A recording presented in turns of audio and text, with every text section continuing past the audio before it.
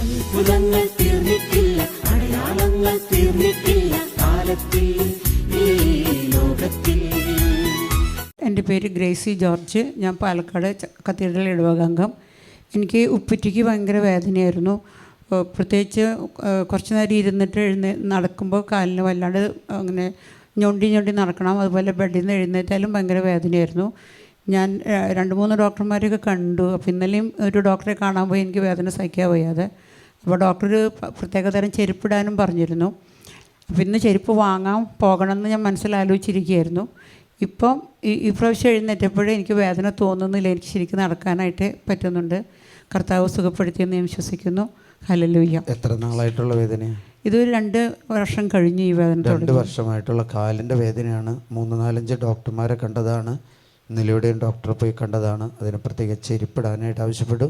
ഇന്ന് ശുശ്രൂഷയിൽ പങ്കെടുത്ത് ബുധനാഴ്ച ശുശ്രൂഷയിൽ പങ്കെടുത്തപ്പോൾ ഈശോ അത്ഭുതകരമായിട്ട് സൗഖ്യം നൽകി അനുഗ്രഹിച്ചു.